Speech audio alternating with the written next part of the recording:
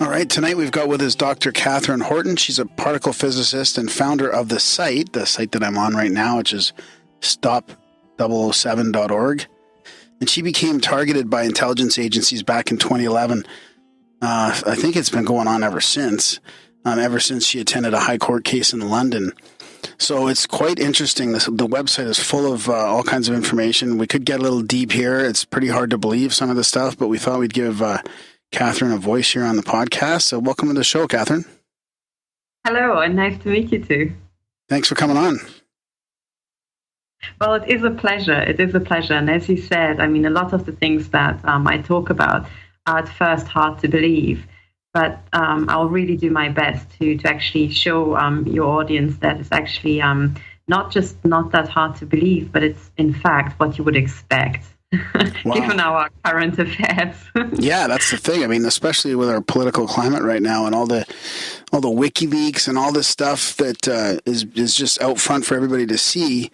You know, it is easier to connect this to reality, to something that might happen.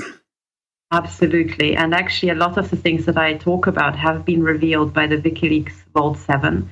So just recently, the Vault 7 release contained, it was a document where several hundred victims were begging for help, and they were saying, please stop these criminals because they're murdering us. So, and that's describing exactly what I'm talking about. So it's attacks with microwave weapons and intelligence agencies going, absolutely insane. And that email was sent to Stratfor. So it's actually on my website. When people go to the FAQ section, the WikiLeaks Vault 7 release is there. So everything I say, I can also back up with documents and reference other researchers. Wow. So wow. I will stay entirely within the remit of what I can actually prove. So your audience should, sit down, take a cup of tea, lean back, and just listen to this. Because actually, another thing I want to say before we launch into it is that a lot of the things I will be talking about will be very hard going and very shocking at first. But I want everybody to just push through this, fear and shock barrier. And remember that, if they're just listening to it, there are many people actually living it. And the truth is that my colleagues and I, who are now working on trying to stop this criminality, we have discovered that it has accelerated. And it's actually feeding into a much bigger criminal plan here. And the blank truth is that we need absolutely everybody on the planet who can help us stop this. I'm not kidding. So I can explain everything, how it came about and how I ended up doing what I'm doing. But what I actually want to say to your audience is that if whoever's hearing this is a requisitioning call. We need troops. We need troops to help us because what this is modern warfare. We are actually already in the middle of World War III. We just I hope that people can take in what I'm saying, and they should. I urge them, if they finish listening to this, to just look into the things that I have said, convince themselves that they're true, and then help us stop this, because wherever they are, we need them. Okay. Before we get back into the history of it, when did it start accelerating, do you think? Like, is the acceleration correlated to the sort of WikiLeaks type opening up of everything? Like, it almost feels like things are unraveling and they're scrambling to maintain control. In a sense, they are. In a sense, they are quite panicked, but that's why it is so dangerous right now, because that's when the hot war kicks off.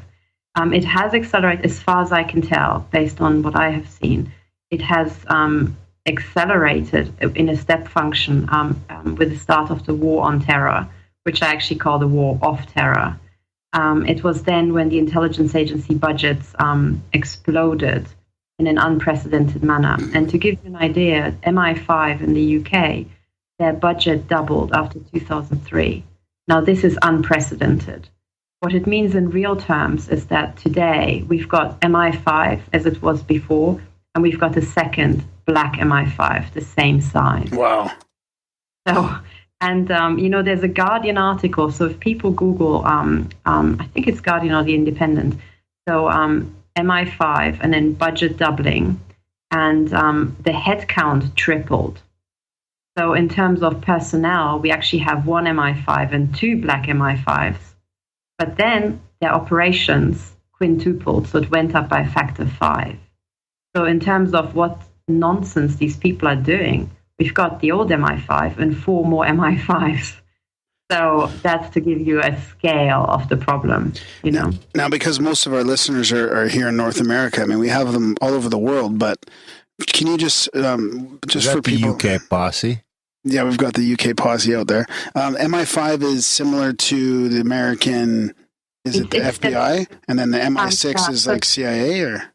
Exactly. So as I understand it, the FBI is, I never know if it's an intelligence agency or police force, but it's probably a bit of both. Exactly. Yeah, so MI5 is exactly that. It's the domestic intelligence, and MI6 is foreign intelligence. Okay. In Canada, we have the Royal Canadian Mounted Police. Yeah, and actually everything I say also applies to Canada. I mean, you are part of the Five Eyes, but this is much bigger than the Five Eyes. This is a global system. And there are some parts of the world where it's a bit tamer, but what we're actually dealing with is that the intelligence agencies, unbeknown to most people, have fused with time. And actually, they fused a long, long time ago. And that is because they started off, as the surveillance network of the royal households and so on.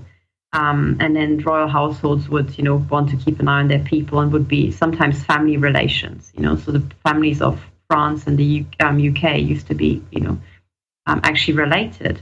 And so their surveillance networks morphed a long time ago. And the truth is, as far as I can tell, to the best of my knowledge, what we have today is a global intelligence conglomerate that is tightly fused amongst themselves and not very closely regulated by the national governments at all. Right. It's like we've got a runaway, a monster, Frankenstein monster of its own volition. And I don't know a single government on the planet that has managed to keep their intelligence agency in check. So, and that is where all the problems stem from. So it sounds to me like, and I don't want to get too political here at all, but it sounds to me like it's the, this whole globalist movement that's going on. There's a big fight in the election in France and what happened with Trump and the Brexit and all this, globalist versus nationalist. Is this the intelligence arm of that same movement? Like, are they tied together, or is it a separate, deeper thing? It is exactly right. It is entirely connected. So to cut to the chase, and maybe it helps to start with the global picture before we go into detail.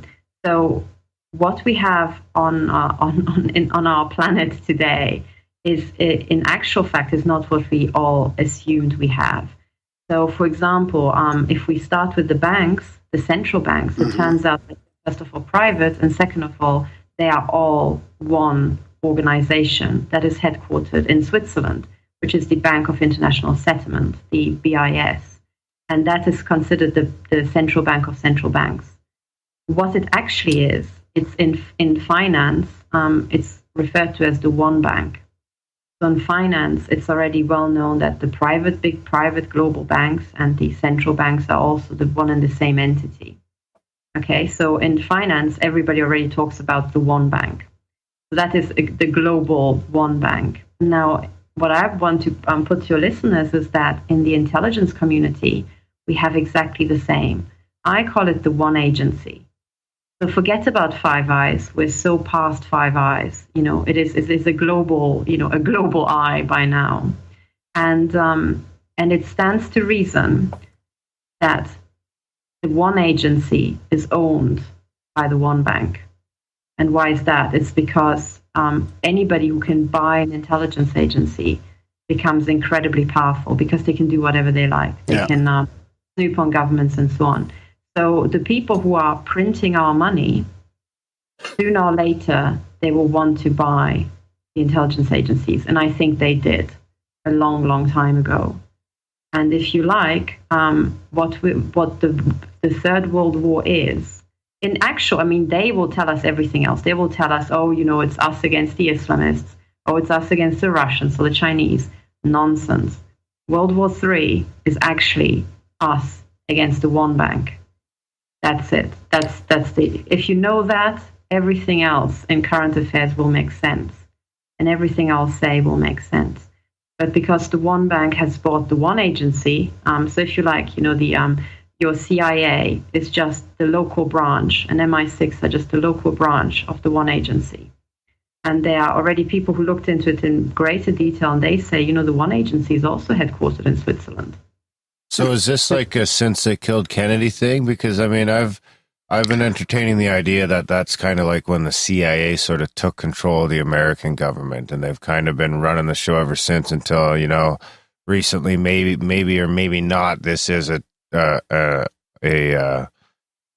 coup? Well, yeah, that's what that Prosniak was saying. He was talking about interagency wars, and it really seemed like all the CIA-run media didn't want Trump to be in the White House, and it really seemed like, it's like 80% of Americans now think that the CIA killed Kennedy. It was just a couple weeks after he said he was going to shatter it into a million pieces. Yeah. And I I understand what you're saying, that that was the point when the CIA took over. But I think in actual fact, by that time they had already taken over, which is why they could just bump off whoever they wanted to. And if we, I could only figure it out by using systems analysis. So that's just the modeling of the structures we have in our society. And it maybe helps to go back in history to how the US was conquered. If we go back, it was the royal households paying for the voyages and paying for the exploration. And of course, they wanted to have a cut of the land. So by the time, you had all the colonials movements and so on.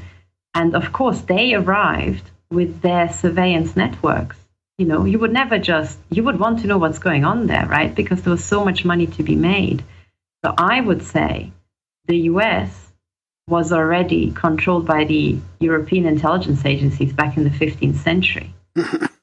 CIA has grown out of these local seedlings, I would say. It sure seems like the U.S. has been a big experiment. Well, I mean, you've heard about private spy networks since Rockefeller, right? With his oil things, like when the I can't remember if it was the Rothschilds, but someone was trying to get into oil in Europe, and I remember they were being real secret about it because Rockefeller had spies all over, and he'd just come in and buy you out, or railroad you because you already had $1 billion fucking bucks.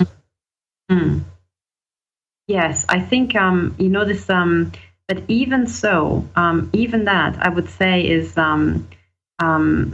just local shades of pretty much the same organization. Because, for example, the Rockefellers were in the banking sector, and the banking sector going back in history was what financed all the voyages, for royalty. So whichever way we turn it, we realize that finance has been, on the spying game for a lot longer than we would expect. Because, if you've got assets somewhere, you would want to keep an eye on them. If you've got foreign assets, you want to keep an eye on them. So I would almost say that, first of all, I discovered that a lot of the things that the intelligence agencies feed us is one big show. They're con artists, they're professional saboteurs. And I so many times I just ran up against the wall because I took stuff on face value. And I think you have peeled back several layers, but what I would say is you have to go even further. Keep peeling back the layers. And so ultimately, what I would say is that so what's relevant for today, for the situation we are now, is whatever anybody says, the best way to understand current affairs is to just assume there's one global bank that owns everything. They also own the spy agencies. And what they're doing is that they're asset stripping everybody who's not part of that cartel. And that can be governments. That could be also private people. It could be other companies that are not part of the cartel. It's like a cancer that keeps growing and wants to just get more and more resources. And now the name of the game is to identify who is part of the cartel and who isn't. And how are we going to stop the spread of this? Because it is a runaway process. Wow. So do you think is there a counter coup going on in the intelligence agencies then? And then is there nations themselves that are trying to stand up against this, or is it all way past that? No, I think you're absolutely right. That's exactly what's happening. And there are counter coups going on, and actually the counter coups, interestingly, are going on at all scales. They're going on, as far as I can tell, they're going on the nation state level. They're also going on at the city level or state level maybe, but also at the local community level. And this is why it's so dangerous, because it's actually a war at all scales. It's everybody against everybody. Sometimes you would have one intelligence agency within one country, having infighting between two factions. And one faction in one country might be closer to the, that side of the battle in another country. So it's when you look into this, it becomes very confusing. And after a while, you don't know who to trust and whose side you're on. And this is what makes it so dangerous. We haven't even talked about the modern weapons, but in any sort of situation in war where you don't know who your enemy is, people get paranoid, right? And they have a short fuse. And that's what we also see now. So it's very, very dangerous time we're in now, which is why I think we need a lot of transparency. People need to be on the same page, and everybody has to think for themselves, what is the best thing, first of all, for themselves, but not just themselves, but for the entire community, because we have to stabilize the situation. And I'll explain in more detail what's happening. But for example, you asked, is there a counter coup going on? And I would say yes. For example, the wiki-leaks, those releases that we just can just read on the internet, they take high level hacking, nation state level hacking to bring to us. So what you see in these Vault 7 releases and so on are the good parts of the intelligence agencies who are desperately fighting to get transparency and get all this out. And it's our responsibility to take that information, to realize that this has been brought to us by people who risk their lives. And we have to go through it with the fine comb and go after the criminals who are revealed in those leaks.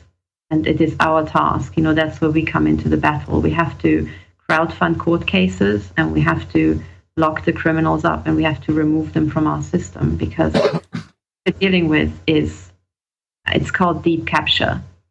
It's deep capture by organized crime, And the reason why it's come about is because the one bank doesn't just own the intelligence agencies; it also owns organized crime, because it's the most profitable business you can have, because you don't pay tax. Yeah.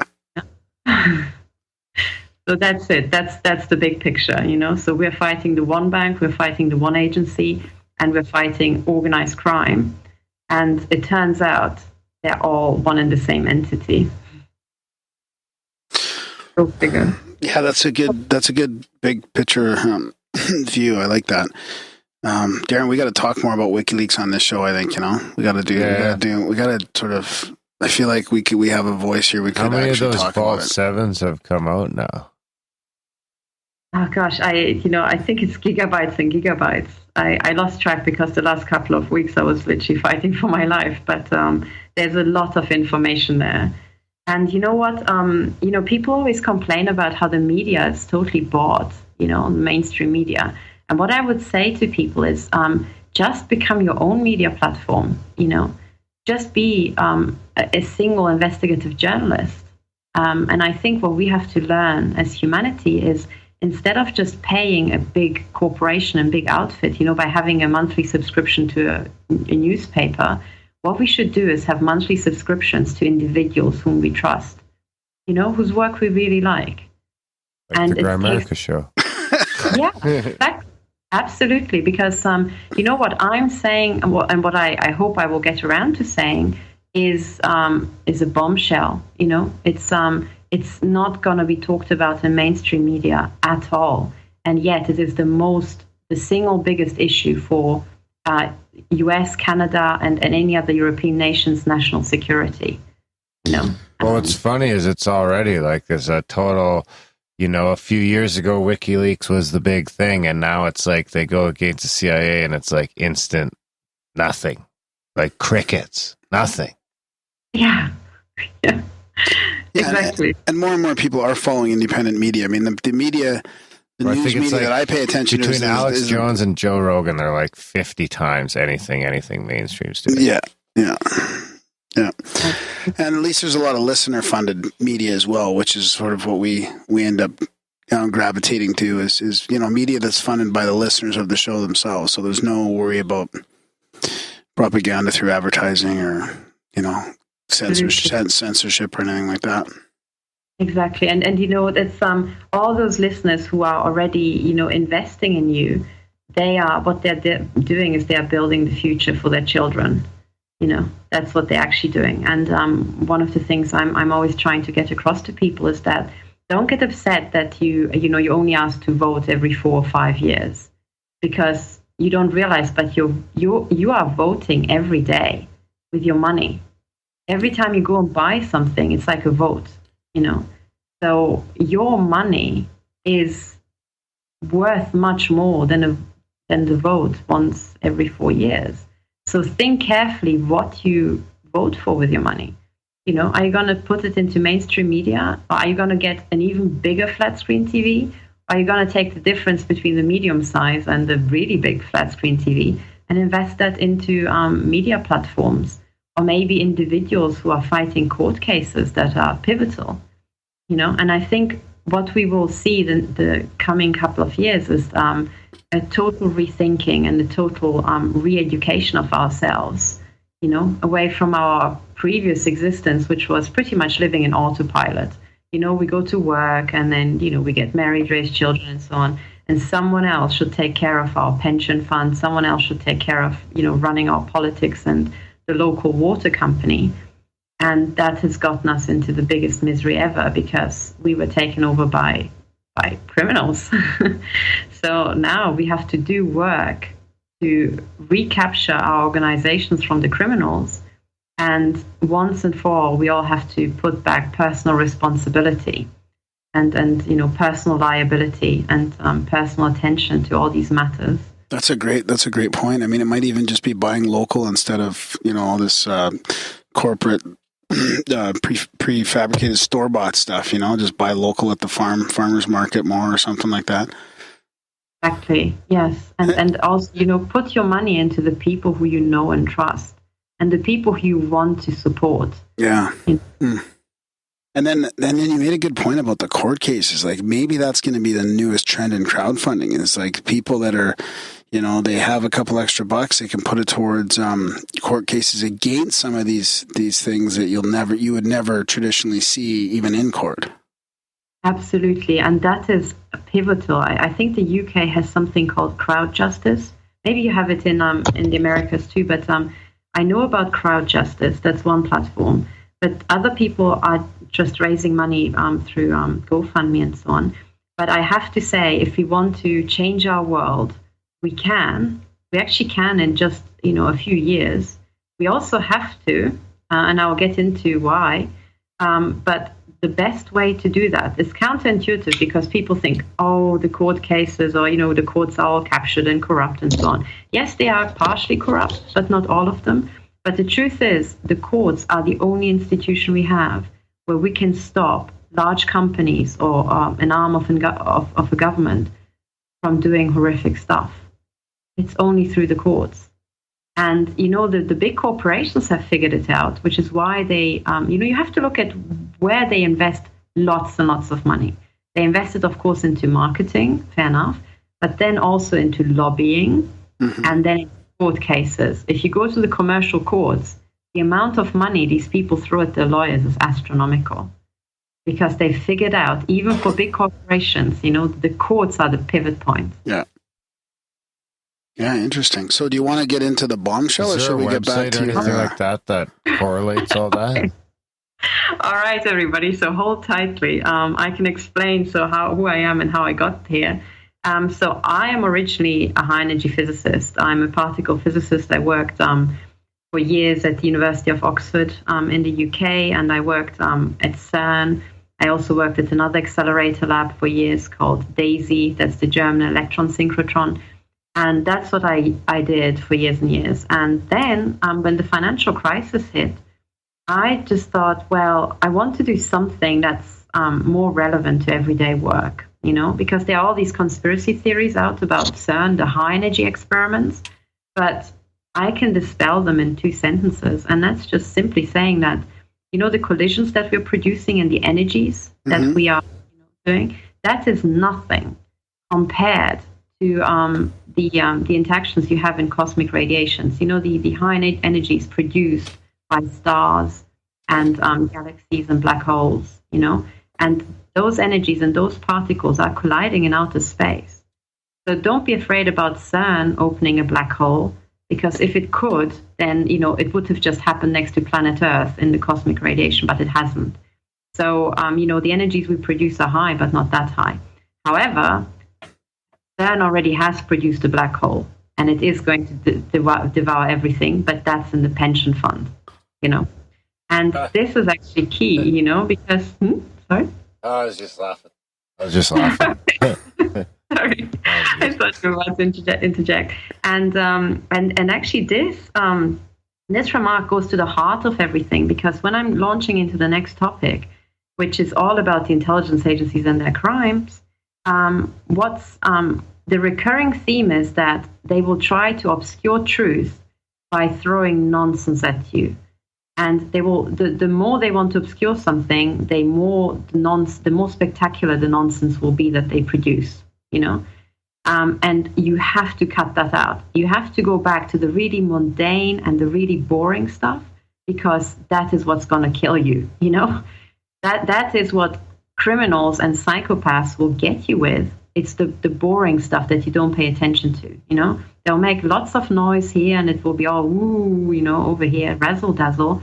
And then where it's totally quiet and unassuming, that's where they will, steal your pension funds, poison your food, and kill you in your own home. So that is what to look out for. And then to just explain, so I started off as a particle physicist. I'm a high energy physicist, but then I changed to. After the financial crisis, I thought, hang on, how on earth can this be? What just happened, and how can this be? So I started studying human systems. And with human systems, I mean everything. That's not a physical system like an engineering system, but a human system like currency systems, governments, corporations, and so on. And my idea was to approach it as a physicist and try to analyze the structure and try to figure out how the financial crisis could have come about. And I could do that because Oxford has these ancient fellowships whereby the fellows are given money and they're not told what to do. So I was allowed to change fields and do whatever the hell I like, as long as I didn't bother people, as long as I kept quiet. So I did. And I changed out of particle physics. And the first case study I wanted to look at was the English legal system. And it's because the English legal system is famous for being, sadly not for being very just, but for being extremely expensive and inefficient, I wanted to find out why that was. And at the time, there was a very high-profile case. It was Berezovsky versus Abramovich. These are the, the two oligarchs. Berezovsky since then died. And, Abramovich is a billionaire and an oligarch and so on, Russian oligarch. And I went along because that court case was advertised in all the daily papers at the time. It was famous. It had high-profile lawyers, all the fireworks. And it was also a public hearing with lots and lots of people. So I went along, and I was, I think, the only person who didn't know anything about the Russians when I went. Everybody else wanted to know about the billionaire's lifestyle, all the newspapers. And I wanted to know about the really boring stuff, like how do the lawyers do their work, and how does the judge, read the papers and go through all the amount of stuff. How can we make it more efficient? But then when I went, So in the first few weeks, there were lots of, people, members of the public and press. And I turned up as well, and I was just sitting there in the audience and listening. But then what I noticed after a couple of days is that I started being followed home. And that's when it all started. So at first, you just have an inkling that you might be followed home. And then by now I know that it was MI5, but then they made it really obvious. And that was that after, I think, the first week, there was a man at the end of my drive waiting for me in the morning. So I would come out of my house, I would walk down the driveway, and as soon as I stepped into the street, I would realize, hang on, there's a man just 5 meters away, just looking at me. I would just think, okay, he's probably waiting. I would turn off and walk to the train station to go to London. Then I would realize that, after I, went some 20 meters, he would start following me. The next day, there would be another man doing exactly the same thing. And it went on and on and on and on. And then after a while, the man would follow me maybe, halfway down the street, and someone else would be standing there and taking over. So bit by bit, the National Surveillance Network was pantomimed out to me. And I noticed they followed me all the way. I have to say, it's, at the beginning, it was very hard to tell. You just go for weeks trying to think, is this really happening? And then you realize at some point someone is going to be really overt, and then you think, okay, they're still following me. But then, bit by bit, I realized how they followed me all the way from my flat down to London, to the court building, and back home to Oxford. And I thought, okay, maybe it's, at first I thought, is it a security operation by the Russians? And then I realized everybody who followed me was British and seemed to know the terrain just, like their back pocket. And I thought, okay, no, this is MI5. This is a National Surveillance Network. But then what happened is that at the end of the court case, this stalking didn't stop. It just continued, and it turned into something that I now know is called street theater. And street theaters is when the surveillance network, which, by the way, when people say organized stalking, it's the HUMINTEL, it's the Human Intelligence Network of the intelligence agencies. And what they do is street theater is when they put on a little show. So they do something that's so unusual you will notice, and then they keep doing it. And sometimes they do that because they want to. It's to condition in triggers. They want to be able to kind of get into your mind and try to control you a bit. And the only way to do that is through triggers. So they'll. What they did with me is that they started stalking me in the, literally dressed up like you would imagine a spy to be, with a trench coat and dark hats. So suddenly, as I was going, after the end of the court case, I would go from my flat to the college in Oxford. And on the short walk, there would be suddenly these men in their, 50s to 60s walking around in trench coats looking odd. And I've lived in Oxford for 12 years by that time, and I've never seen anything like that. And then I realized they are kind of stalking me. And then they would just, I would step out of the college, and one guy would be right opposite the gate, talking on the mobile phone and pointing at me. And then another day, someone would be down the street, just stepping into my path. And what they did is they tried to condition me to respond to this sort of stuff, photograph me in the face and so on. And at first, I didn't understand what was going on. I thought MI5 is still trying to figure out who I am, maybe. But no, because MI5 knows after, a day who you are. They've got so much data on you. No, this was the beginning of my human trafficking, as I know now. That was the beginning of my human trafficking by MI5. And, they condition triggers into you. And then what happened is that over the next couple of months, I realized that suddenly a lot of young people started stalking me. And they were teenagers and in their early 20s.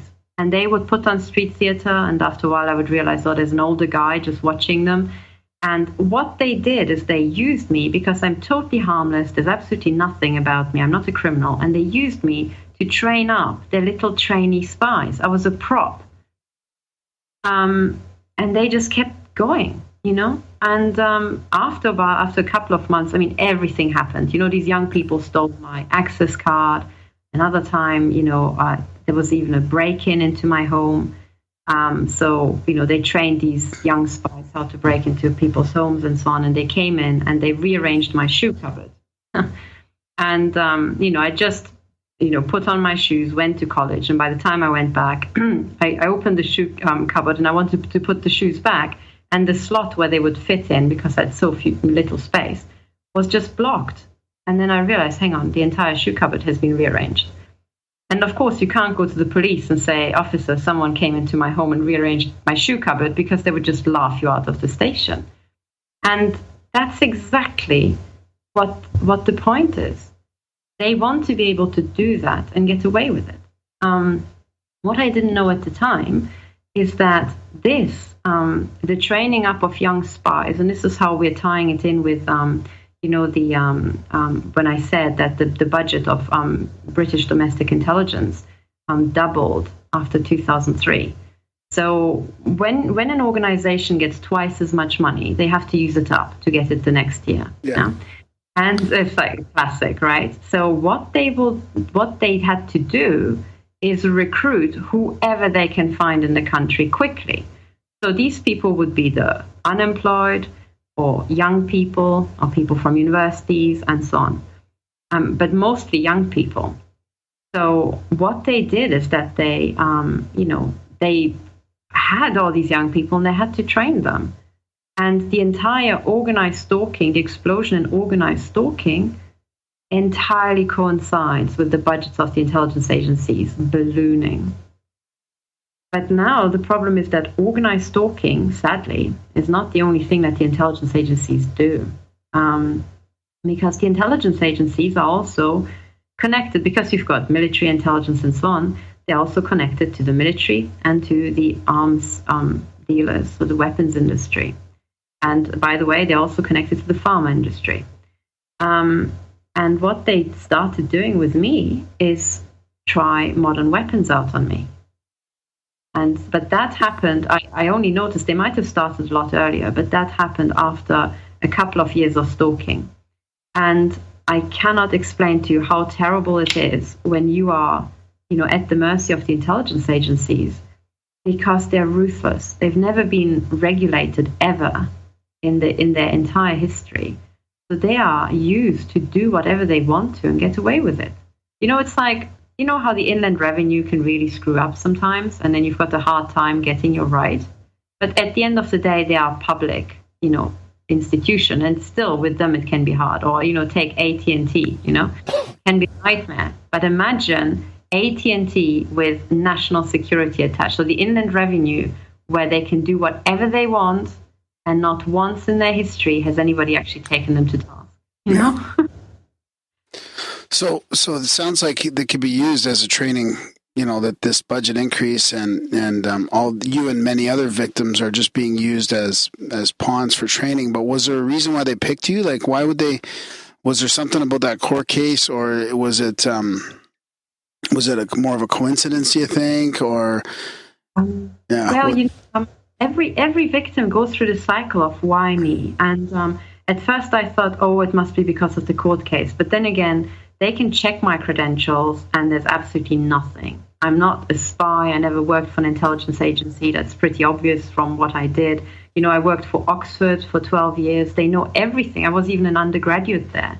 So they have all my computer logs, every email I've ever sent in my life. They control Oxford, the intelligence agencies that is. So they know I'm not a spy or anything. So that's not it.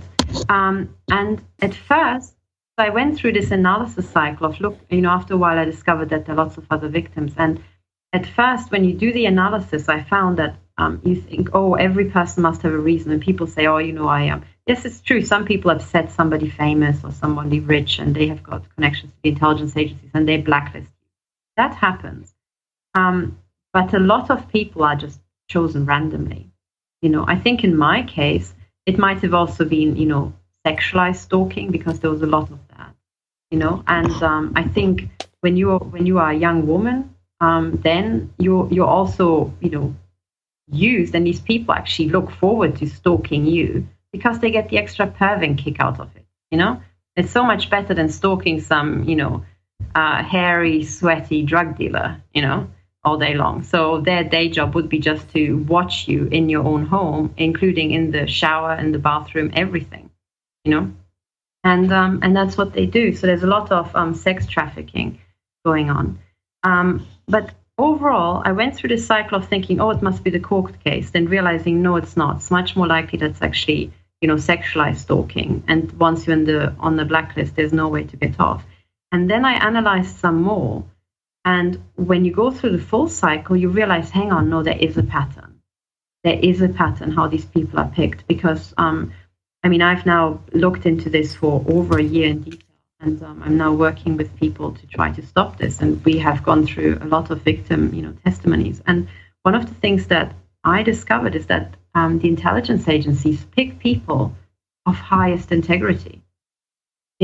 People of really either special skills, high intellect, high integrity, very high, social engagement in the community, people who really try to help others. They also pick single mothers with sometimes autistic children, and there I think they're running experiments on them. But I didn't understand what was going on. I kept thinking, why don't they just pick criminals? Apart from the fact that even that wouldn't be ethical, right? You can't just test weapons on a criminal or someone who you think is a criminal. But you know what I mean. Yeah. When you're really just absolutely honest, you think, why don't they just take the local drug dealer and so on? And now I discovered why they don't do that. It's because the local drug dealer works for them, right? He's part of the business. He's, dealing drugs is big biz. The intelligence agencies are not just involved, they seem to be organizing it. Because based on the surveillance tools they have, which I now know they have, it's pretty obvious to everybody that organized crime couldn't exist if the intelligence agencies weren't at least condoning it, if not running it outright. So you have CIA has been caught running drugs like countless times. It's like pathetic, really. And El Chapo's got what, like 14 billion in the bank? Yeah. 14 fucking $billion. Exactly. Where that's going to put him in like the top 50 richest people in the world. No, I don't think so. It'd be interesting to know, but I don't think so. Maybe in the top couple hundred. Yeah, but nevertheless, and I think the key is to realize that the intelligence agencies, when they get caught, they want to portray it like, a couple of bad apples, and okay, this thing, the organization ran out of control. The sad truth is, and everything I've seen confirms that, it's not. This is what they do. This is what they're there for. They are there to make money for the cartel with organized crime. Right. They're there to cover it up. They're there to enable it, to facilitate it. And yes, in every organization like that, you have a patchwork of good people and bad people. So sometimes they have to fight their own employees and their own colleagues. You have parallel organizations who are in charge of running drugs. And the second part, which you try to keep as, underfunded as possible, who's desperately trying to fight the drug dealing, Yeah. So he's just ahead of Rupert Murdoch and Elon Musk. He'd be number 80. 80? Yeah. Yeah. Yeah, we have to ask, who are they working with, Yeah. Yeah, that's just it's insane. Yeah. Really, like it absolutely you is. can't pull that kind of shit off out of a fucking hut of a hut in Mexico. Yeah. No, you've got high level help to get $14 billion. Yeah. Absolutely. And and now the situation is that we have these organizations. I always say that, it's called the Secret Service. If you've got a Secret Service, and, if it's secret, then people can get away with anything. So sooner or later, it will turn, there will be some criminal shenanigans. And then the criminals will take over because they're psychopaths, they're ruthless, and because there's so much money in crime, because it's not taxed. So when you've got anything secret, criminal elements will get in, they'll take over. So before you know it, your Secret Service will be your criminal service. And that's, I think, what we have. So, sorry. No, so picking you out and what you described as the people that they choose for this harassment, Is that part of like splitting off finding out who's not in the cartel, or at least making sure that whoever they're doing is not part of the cartel, really? The extended cartel. Yes, and that's correct. So they are I think some in some cases I thought, hang on, maybe they were working for organized crime but the wrong branch. Yeah.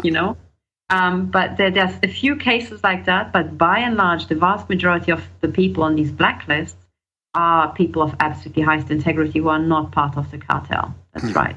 That's what I discovered. And this is why it's so important that if you want to fight the cartel, the people you can, trust are the people who are on these blacklists, because if they were part of the cartel, they wouldn't be on the blacklist. Yeah. And it is, when you think about these big, complex human systems, it's also easy to understand why we would end up in this situation. Because, when you have ruthless people and you empower them one way or another, either through inadvertency or because, you're running an organized crime ring, these people will always go after the best and brightest, either out of personal vengeance or because there's so much to get from those people. Yeah, and there's a lot to gain from the harassment as well. Exactly.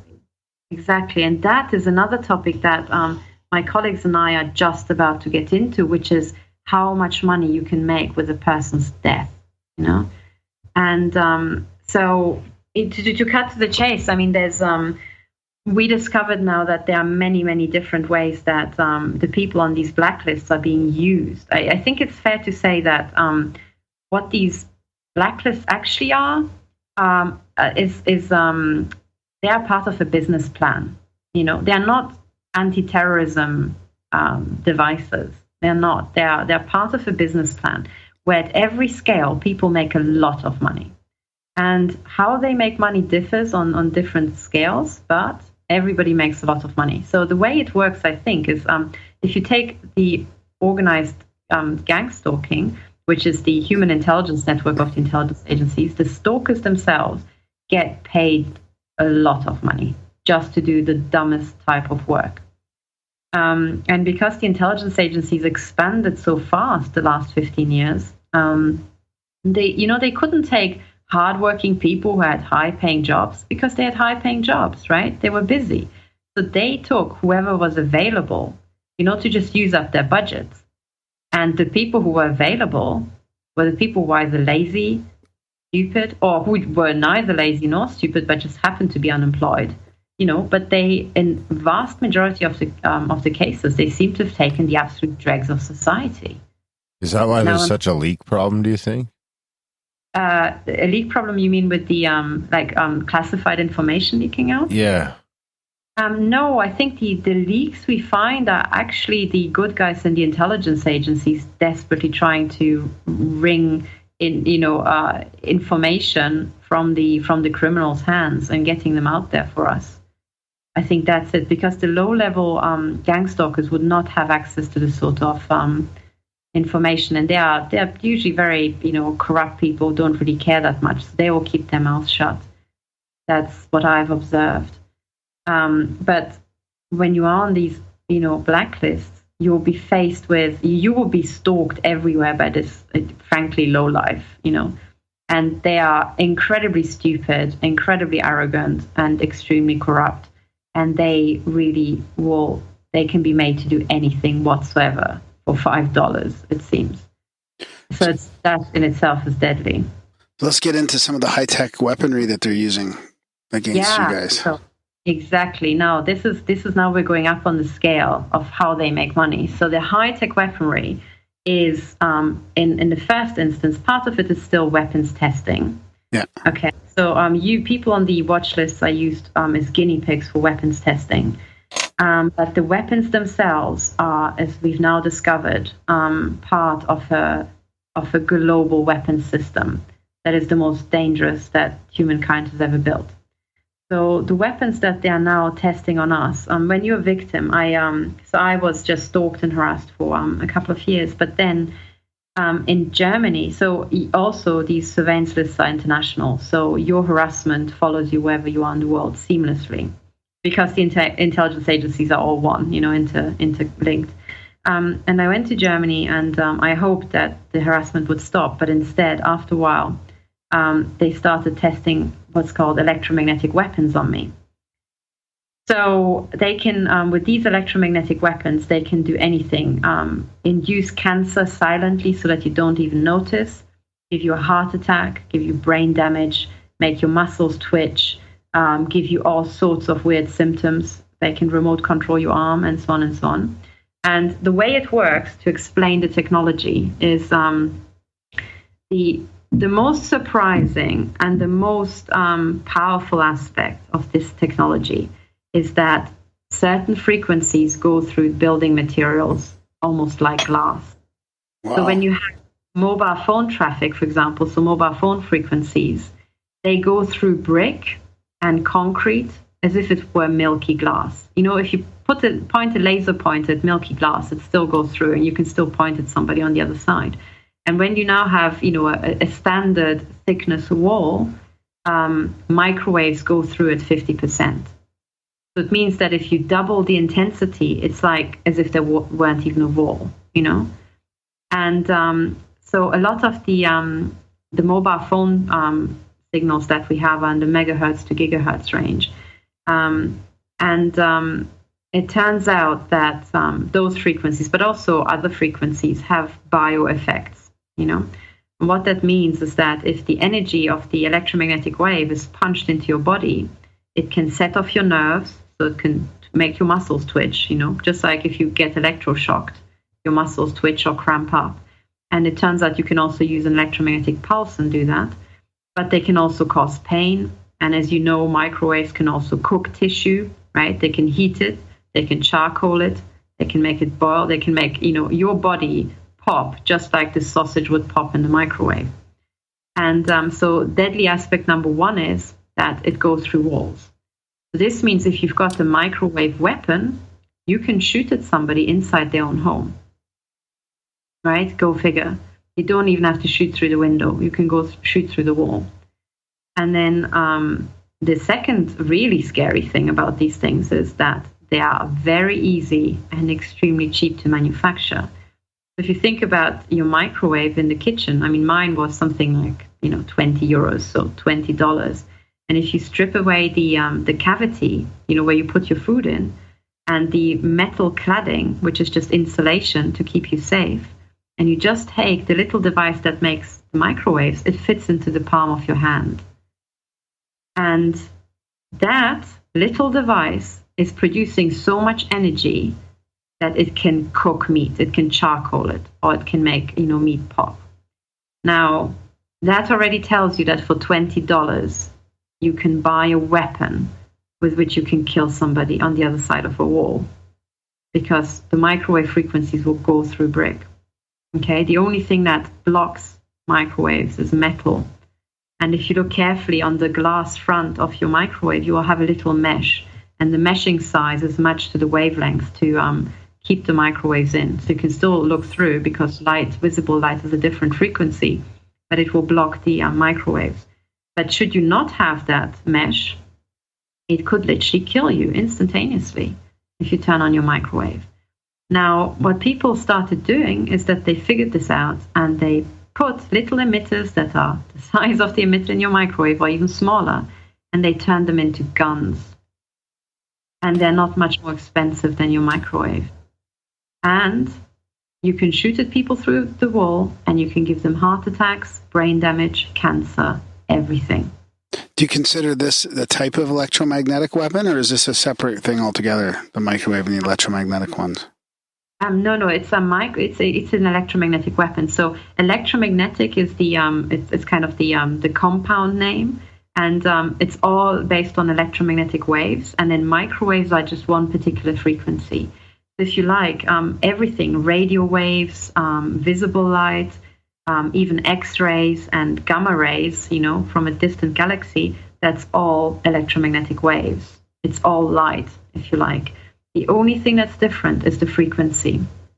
So radio waves have a very long frequency, very low frequency, so therefore very long wavelength. You know, radio waves can be 500 meters, 200 meters, or, you know. But if you have visible light, that has a very, very short wavelength. It's oscillating extremely fast, the little wave. It's just wiggling very fast. So the wavelength is very small, but the frequency is high. So the microwaves are just one part of these electromagnetic weapons. And it turns out that if you go to even lower frequencies in the hertz range, so hertz is scientific unit is beats per second. So, a wiggle of the electromagnetic wave per second. Mm-hmm. And if you're in the low hertz range, you can even interfere with the human brain, with the neural functioning of the human brain. You can disrupt it. And at first it sounds really fancy, all this mind control stuff. These are mind control weapons. But if you think about it, you can disrupt the human brain by just whistling in the library, right? That's the equivalent of disrupting a human brain with audio sounds. It goes into the brain, it messes up whatever the brain wants to focus on, and you suddenly can't focus. You can't read in a library anymore. And this is the best example I found to explain to people how you can do exactly the same with electromagnetic waves. So I don't have to tell you that if I just zap your head and I just, shoot a fast pulse into your head, you might get disoriented and you lose your train of thought, Yeah. And, so how do you tell the difference between something, like let's say this has been happening to you and you feel something happen, or you notice something biologically, and then do you see somebody? Have you ever caught anybody in the act, or how can you tell that's not just sort of your own? Yeah. So what you can do, the first time I was attacked with an electromagnetic weapon, I was shot at from a helicopter, and these devices are called crowd control weapons. And I was just on the rooftop terrace of my home in Munich, and when you get shot at by one of these things, because I was standing under a glass roof, and this helicopter just stopped above me, and suddenly you feel like you've got waves traveling through your body. But it's so intense. It's like, when you're in a swimming pool and you're standing next to these high pressure water jets underwater, and you can feel your tissue moving. Well, it was just like that. It was just like that. And my front and my legs were just vibrating.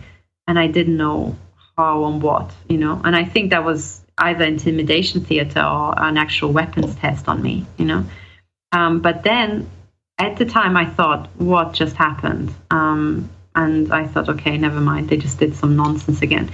But then when we moved to Switzerland, I started being attacked all out with these microwave weapons. And it came about because there was a break-in into my home. And I said to my husband, I had enough of this nonsense. I'm going to go to the police and I'm going to spill the beans on all of this stuff. I want this to stop. And half an hour after I said that, we went to bed.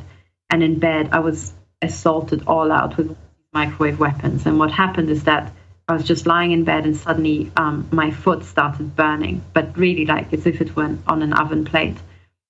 And then you just freeze and you're really shocked. And then this burning sensation started moving up my leg onto my knee. And that turned instantly into deep joint ache.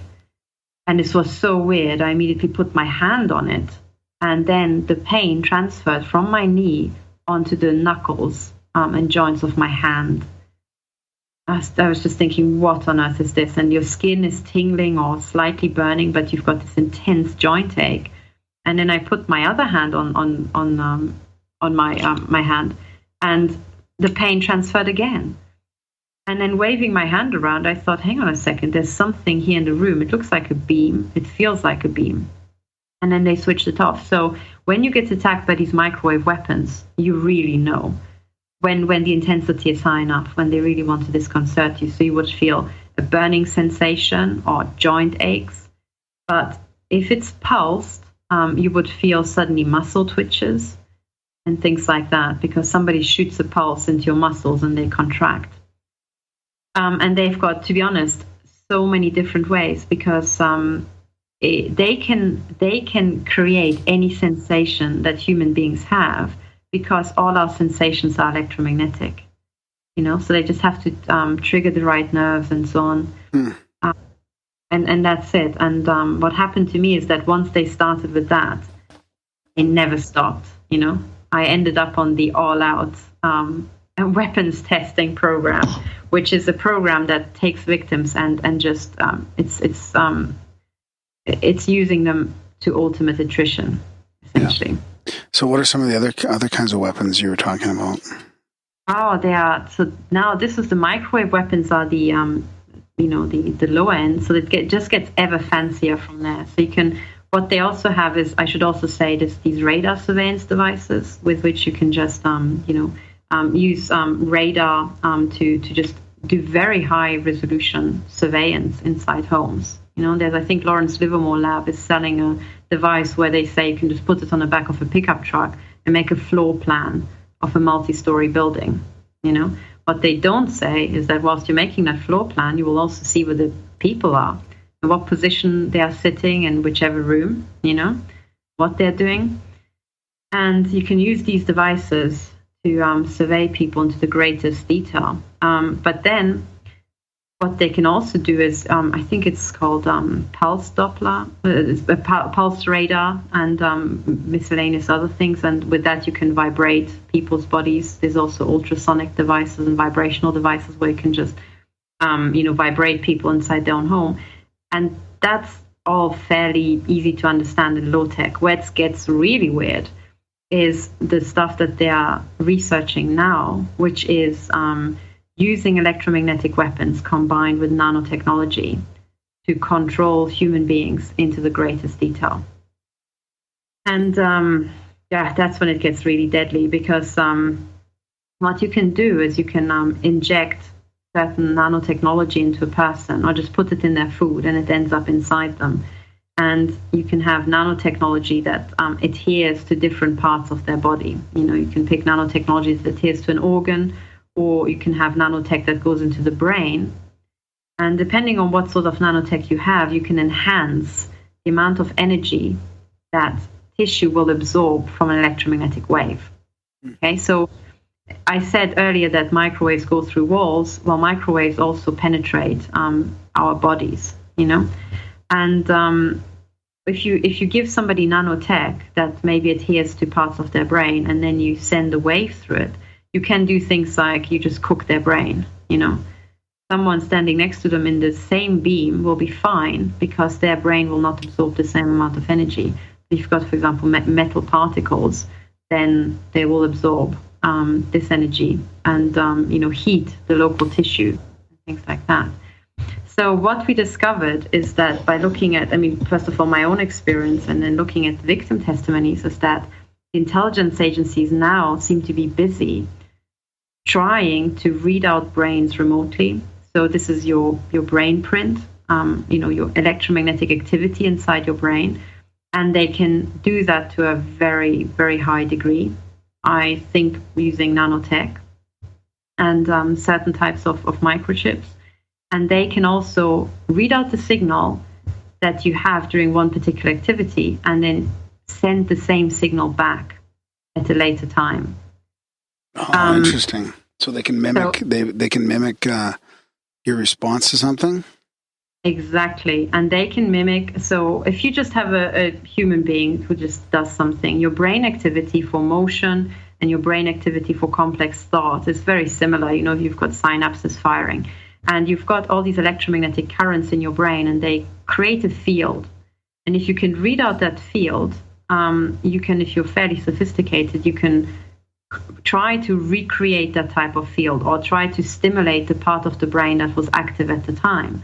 And then you can, set off that part of the human brain. For example, one of the things that's ancient is that very early on, people discovered that different emotions have, for example, are triggered with different glands in the human brain. And a microwave weapon expert, Dr. Barry Trower, said, well, already in the 70s, they knew that you can use a pencil beam and shoot a pencil beam into a person's head and make them instantaneously aggressive. Wow.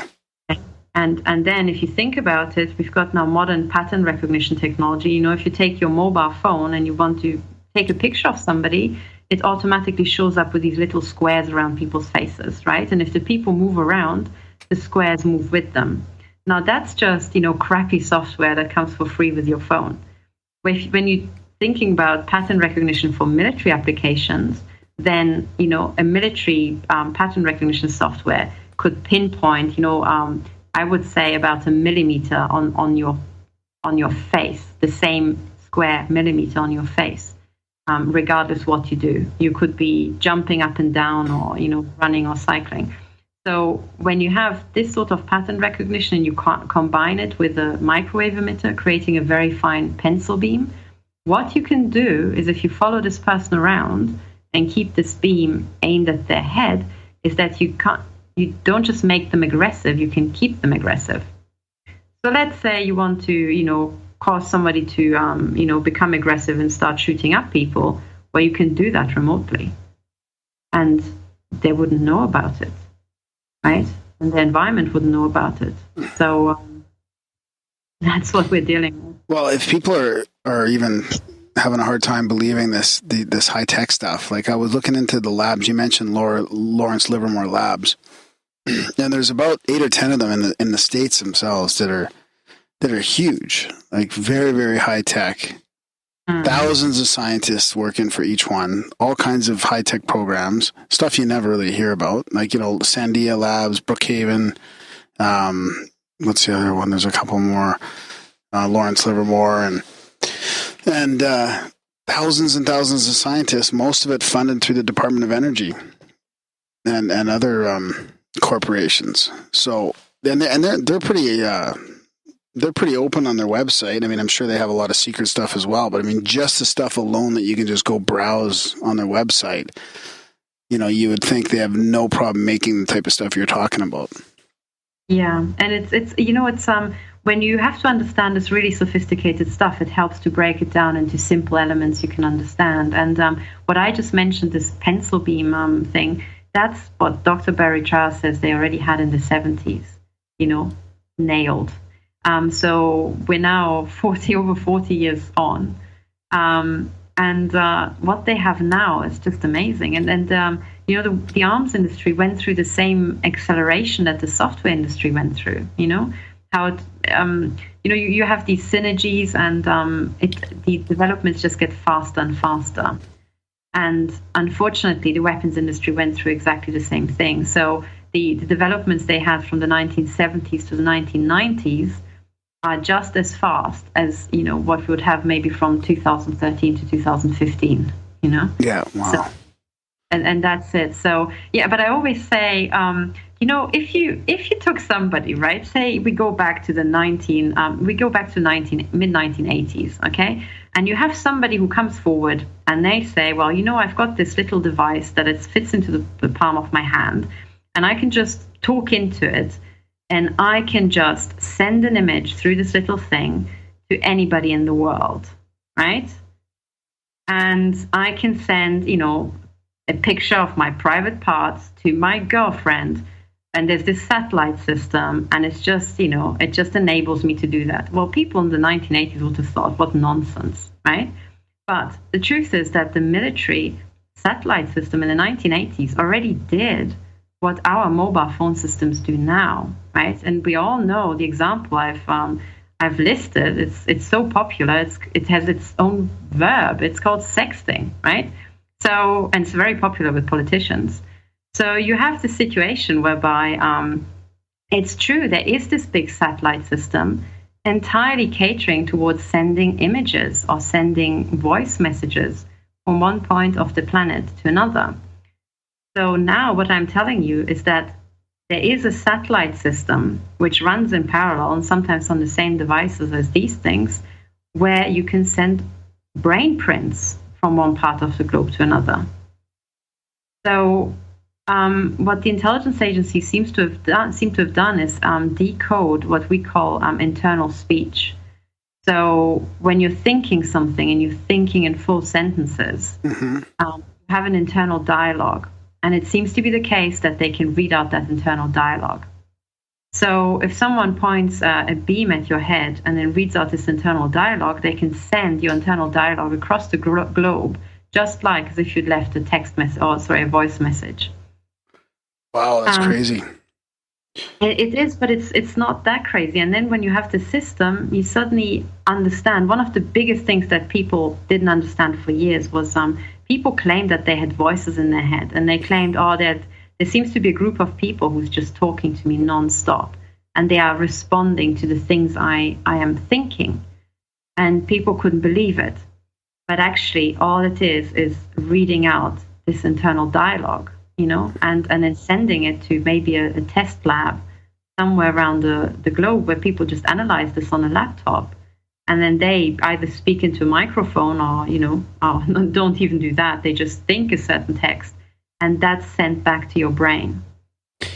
And they've got, some of this is out in the open too, right? They've got, there's an article here from the Daily Mail, and it says, "Run away, the ray gun is coming." And it's about these guys testing the U.S. Army's new secret weapon, which is that, that one of these ray guns. And it's like, they're doing these tests, and it's like really hurting them, like causing pain and all this kind of stuff. And then it gets into Raytheon talking about, where is it here? I just lost it. It was talking about all the different types of weapons that they're making. Yeah, and you know what? The stuff that's in the Daily Mail, this ray gun, I think that is just gradual disclosure. That's what I was wondering, yeah. Yeah, it's just gradual disclosure about technology that was around 30 years ago, I think, you know? And they will not put into the Daily Mail what the current stuff is that they're testing. But on the other hand, when you've got a victim of the intelligence agencies, if they're really in a weapons test program, what they will be exposed to is what people want to test now.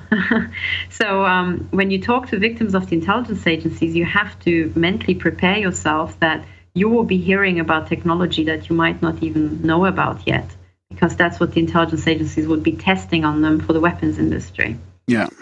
And this is where this big, schism comes from. But what we truly have now is a situation whereby, as I said in the beginning, there are several layers to this. So the gang stalkers earn their money by just being paid. One layer up, senior members of the intelligence agencies can get cash back by stalking their love interests or destroying people who are business competitors to them and so on. So that there's a lot of cash back in that. One level up, at the level of the intelligence agencies themselves, they can make money by guinea pigging the people on their blacklists and earning money. But now, in the last step, I want to push people further and say, how do people make money above the scale of the intelligence agencies? Okay? And this is where we close the circle at last. Because I said in the beginning that it seems to be the case that we have the one bank who owns the one agency. Mm-hmm. So if I say, who makes money, or how can somebody make money above the scale of the intelligence agencies? The question really is, how would the one bank make money out of a system like that? And here, this is now the shocking answer where I need absolutely everybody's help. The one bank is making money by us asset stripping nations. Okay? And I think it's Alex Jones who said, the First and Second World War were entirely managed and financed and staged by American and London banks. I think he said something like that. That's certainly true. Now, those American and London banks already at the time of the First and Second World War were part of the One Bank, which is headquartered in Switzerland. And there's a Swiss historian called Jean Cross, who also talks about how it was actually the Swiss, cartel here that was funding the First and Second World War, which is why in the Second World War, in the entirety of Europe was burning, apart from Switzerland. Okay, because the people who paid for this were sitting here and they were watching the show. Now, this is how. So if you go back through history, I think a case can be made that it was the one bank that paid for the First World War, that paid for the Second World War, and used both of those occasions to asset strip nations. In the Second World War, they really asset stripped Germany. After the Second World War, we had communism, and that was actually a big asset stripping exercise, of Russia and China. Okay. And now are they stripping the Middle East now, or what? What's going on now then? Yes, they're stripping the Middle East, and we saw that, right? I mean, now all these oil companies are, have brought freedom to those countries they invaded, right? Yes, that's it. And then the financial crisis, asset stripped Spain, Greece, Portugal, right? And all these. Yeah. And now the question is, who's left? So where are the fat cows still left? And the America. fat cows, yeah, in the US and in Europe. That's right. So now the question is, with all this, what we've really observed is this explosion in gang stalking, this explosion in the intelligence agencies, this insane this insane weapons testing of miscellaneous electromagnetic weapons on people. And now my question to your audience is, how can the one bank make money with that? It has to do with asset stripping. So how can you use all of these things, organized stalking, invisible weapons that can give people heart attacks or brain damage or cancer? How can you use that to asset strip the US and Europe? Right? Answers on a postcard. But I think we all have a rough idea, right? Well, if we don't, we can go back and think, how did they asset strip Germany?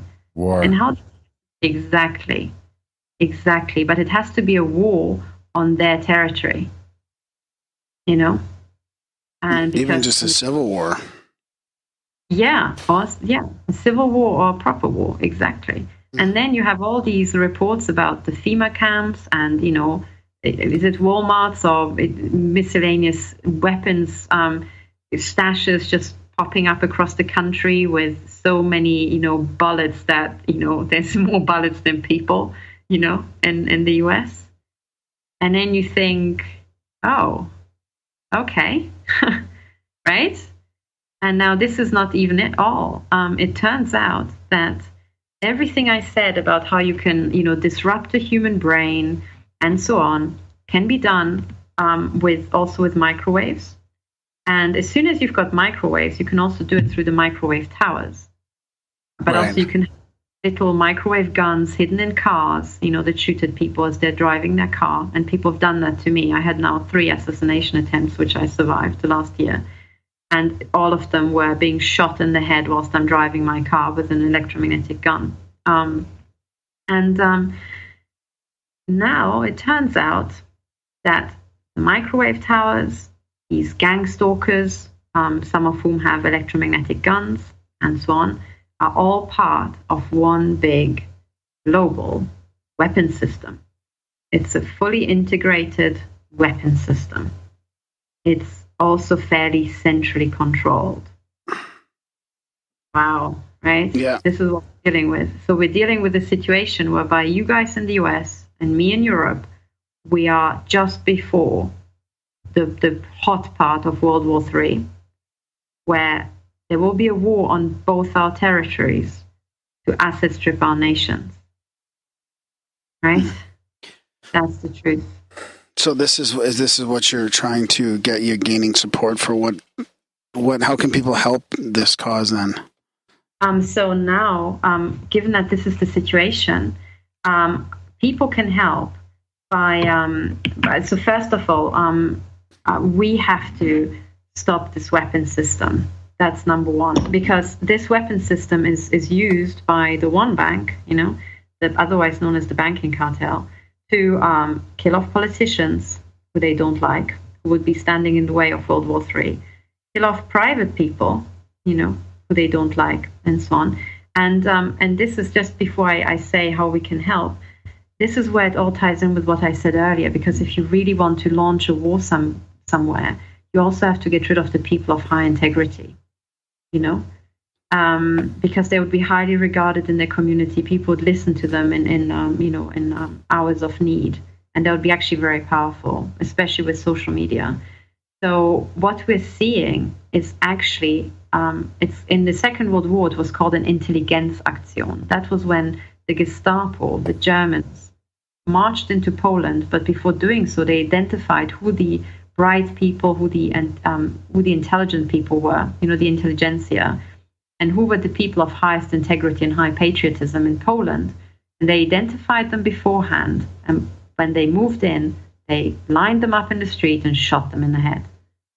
And then they invaded because there was the society didn't have any resilience anymore. They couldn't organize themselves. They couldn't express themselves. They didn't even know what happened because all the intelligent people who could figure it out were dead. Now, I'm saying that exactly the same is happening now in Europe and the US. Wow. These people on the blacklist are all people of highest integrity, special intellect, or, I'm not talking intellect in terms of you've got a high educational degree. No, that's not what's required. What's required is you've got your head out of your backside and you've got your eyes wide open. There are very few people who are like that, as you know, right? Yeah. You can identify these people with large database analysis. You can just go through their Twitter feeds or their social media. You can identify them. And if they're ahead of the pack in terms of figuring this out, you can exterminate them with electromagnetic weapons. You can put them on the slow kill program. And that's what I'm on. I'm on the slow kill program. So if you guys want to figure out how the hell to stop your part of World War III in the Americas, I suggest you have a good look who is on the slow kill program, because there's something extremely special about them. There's something extremely important that you will need. They are your national treasures. And some of these people look like nothing. They're not flashy. They don't drive flashy cars. Some of them don't have high educational degrees. But what's special about them is that they have insight, or they are particularly kind, very social. They are the supporting structures of your society. And maybe you remember the collapse of some very high-rise towers, in the recent past. Yeah. The way that was done, it seems, given that jet fuel just can't burn high enough to melt the amount of steel that was in those, or melt steel at all, but certainly not the amount of steel that was there. So given that that's not possible, what happened, and there was evidence for that, is that certain explosives have been placed on the supporting girders. I think there's many things that happened that day using, some people say also fancy technology, but certainly there were explosives placed on the supportive structures of those edifices. Now, what I'm saying to you is that everything I know as a systems analyst tells me that if you want to take down a society, you would have to do the same. You would have to weaken the support structures of that society. Now, societies are highly complex systems, and the support structure is, how you've got in those high rises, I'm sure that there were fancy penthouse suites at the top, but the fancy penthouse suites were not the supporting structure. They just look good, but they didn't have a supporting function. The real supporting functions were in the basement, in dirty rooms. That's where the solid girders were. And our societies look exactly the same thing. We've got fancy people like politicians and billionaires and stuff like that, but they are not the supporting people in our society. They are not the supporting girders. And everything I've analyzed over the past year tells me that the one bank used large database analysis. That's why they needed access to all our phone records and emails and all that, okay? That's why the intelligence agencies in the war of terror wanted access to everything, because they used all that to identify who the true national treasures, who the true supporting girders in our societies are, and they quietly placed them on a blacklist for takedown. So how do you find that blacklist and who to check out as the support structure? So it's very easy to find, because a lot of the victims will be, I kid you not, on Twitter and YouTube begging for their lives. You can find these people by just searching for the keywords targeted individual, organized gang stalking, and electromagnetic harassment. Now, all these three terms, which is what the community has to use because that's what everybody's using, are PSYOP terms by the intelligence agencies. Organized stalking is you being on a blacklist and you being followed by the HUMINTEL network, the Human Intelligence Network of the National Surveillance System. organized stalking. What else did I say? I'll put these terms in the show notes as well. So we have targeted individuals, organized stalking, and electronic harassment. Exactly, electronic harassment. And electronic harassment is actually microwave mutilation. That's what it really is, because these people are to die. Okay, so it's not harassment. It sounds like, after a bit of harassment you can recover. No, this is a terminal list. These people are meant to die. They're meant to be totally debilitated by the time the World War kicks off. Okay, that's, to the best of my knowledge, that's the case. So I would suggest everybody who's listening is find those people. Also keep in mind that the intelligence agencies put a lot of fakes into the community who just spread disinformation. So what my colleagues and I are trying to do is find the genuine victims and try to help them as quickly as possible. But to stabilize our societies, we need to rescue every single one of those targeted individuals. We don't know what's so special about them, but something is super special about them and we need them. Yeah. That's point number one. And you mentioned, every person can also support court cases. If we want to rescue the system, and I cannot express to your audience how urgent this is. If we want to stop World War III, the only way to stop it in a civilized manner is to deal with all of this in court cases. Use our public institutions to cycle the system back into sanity. And what your listeners can do is help us launch these court cases. So I spent about a year trying to find people of high integrity whom I trust, who don't bullshit me and don't spread disinformation. And I now have a team of 5 women. So what we did is, and also I should say that all these victims have been trying to report these crimes against them to the police, but it seems to be that the police is captured. They have been told by the intelligence agencies to ignore all reports of microwave weapons. Yeah. And currently, because of this, the FBI and also the Canadian police and all the European police forces are de facto suspended. If someone attacks you with a microwave weapon, the police does not care. Wow. That's the truth. I online, I put up what happened to me when I wanted to report a brutal attack in a hotel room in the UK. And they didn't even allow me to talk to a police officer. They literally sent me out of the police building telling me, a police officer is going to come and talk to you in your hotel room. Well, they didn't. They waited until they thought I'm in bed, and then they sent a so-called mental health ambulance. Well, I recorded the entire interaction, and if people Google on YouTube MI5 crimes, they can find my entire interaction with these police officers who had no idea about microwave weapons. They were just sent there. The overall effect was meant to be intimidation theater for me. And in the end, I talked to them and I was trying to explain to them that, we have microwave weapons. They cost less than a microwave. You can buy one for $200, dollars off the internet, and you can point it at somebody in their home and make them drop dead from a heart attack. Wow. Maybe the police should know, right? Yeah.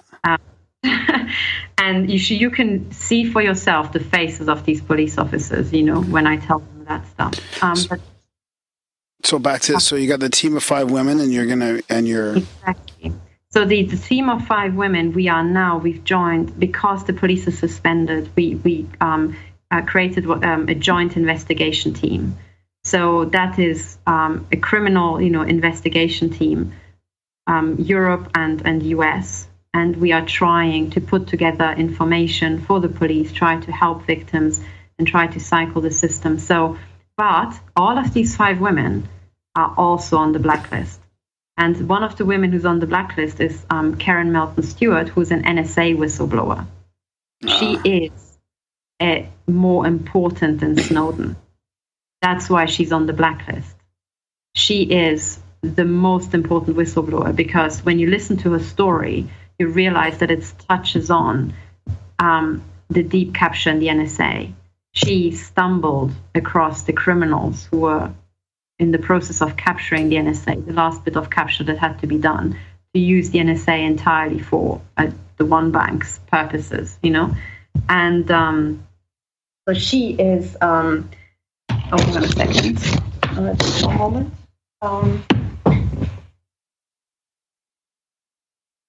Forgive me, my laptop is about to die here. That's okay. That's okay. We're about ready to wrap it up. And if our listeners want to continue the research, where's the best place to follow your work or to follow you on social media? Yeah, sorry, I saved my laptop. So what I want to say is, if you go to stop007.org, you will see it's called Support Our Fighters, and there are these 5 women, and they're all super special. Karen Melton Stewart, she worked for 28 years for the NSA. She's the biggest NSA whistleblower. She's the only NSA, or the only whistleblower, in fact, in the world, who talks about this electromagnetic weapon system. All the others are mute on the topic, even though they know about it. It's that big. Then there's Ramola D. She is a journalist, and I think one of the last investigative journalists in this field, talking about the intelligence agencies. She has interviewed everybody of importance. So if you go to a website, it's called everydayconcern.net. You can educate yourself about everything to do with this topic. All the interviews with all the people, victims, intelligence agents, it's all on there. Now, Ramola is so important. She's being harassed by 2 helicopters every time she takes her daughters to school. Wow. That's how important she is. We call her our 2 helicopter general. Now, that's, it's quite a recognition, to be harassed like that by the CIA. But then Dr. Millicent Black is also amazing. She is our Navy SEAL, essentially, because she is implanted to the hilt. She is brain linked to one of the super soldiers. Okay, so that's quite something. But this guy, turns out, is a total psychopath. The super soldier program seems to have produced super psychopaths. Yeah. And he is torturing her nonstop, talking to her through this intercom system, which is called Voice to Skull, which is this microwave beam, chat system. And he is torturing her to death. But that's not it. That's not all. He's also, it seems to be, controlling the entire town through subliminal messages via the local radio station and much, much more. Right? So there seems to be in her town an entire, mind control experiment happening. She is super, super important. And then Melanie Richan is also very interesting. She's also chipped and implanted. She was implanted with a self-growing device that grew into a strangulator, which was developed by, I think, one of the universities in Belgium and produced by Motorola, as she found out. So imagine Motorola produces strangulators that grow into your throat, grow around your neck, and then can be remote controlled to strangulate you. That's you were asking about fancy technology. Now that's the fancy technology that the intelligence agencies are testing. Yeah. Now she got the device out of herself. Parts are still in her, but she is now, working to help the victims. So what you have then the 5th person is myself. So what we are doing, if you could back us up, we would be so grateful, because what we are trying to do is shut down this weapon system so that our politicians can stop World War III. Otherwise, our politicians will be murdered by this weapon system. And what we're doing right now is, because it's so urgent, we have launched what is called the Tsunami Email Campaign. And we are emailing absolutely everybody in the world, everybody who's got a statutory duty to stop terrorism, or somehow a charity or should act in these sort of cases. And we've launched we've launched at the beginning of April, and we're running through April and May. And we are emailing 3 times per week, different countries and different states of the US. And we are emailing them in order of increasing size. So 156 countries in all the 50 states of the US. So our action days are Sunday, Tuesday, and Thursday. And on every one of those days, we are contacting 2 US states and 6 countries in the world. And the idea is that we inform them that these crimes against humanity, because that's what they are, with microwave weapons are happening around the world. And we asked them to stop it by the 1st of June 2017. So we delivered them an ultimatum. And it's so important that as many people as possible around the world take part in this, because we want to bring home to these officials how many people know about it. And every email that is sent is creating a liability for them. Because every person, every official with a statutory duty to fight terrorism and fight crimes against humanity has to do so when informed. So when you send an email to these officials, you have proof that can be used in a court case. If these people don't do anything, you have got enough proof to jail them. So we want to have as many people with this sort of proof that we can then rub into that in their faces in the next phase, where we go to court cases with victims and we say, why have the officials not stopped these crimes? So that's it. And this is what we're doing right now. Behind the scenes, we're also trying to identify victims, identify the technology and what has been done to them, and desperately try to find out how to help them as quickly as possible. So, anybody who could support us would be stopping crimes against humanity, but would also be working towards stopping World War III.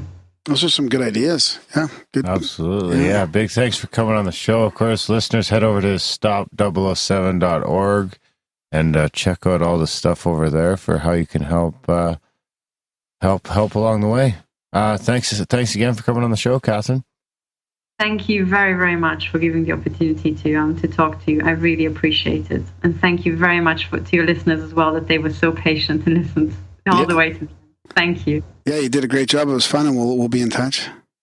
Thank you. Okay. Thank you. Okay, take care. Bye-bye.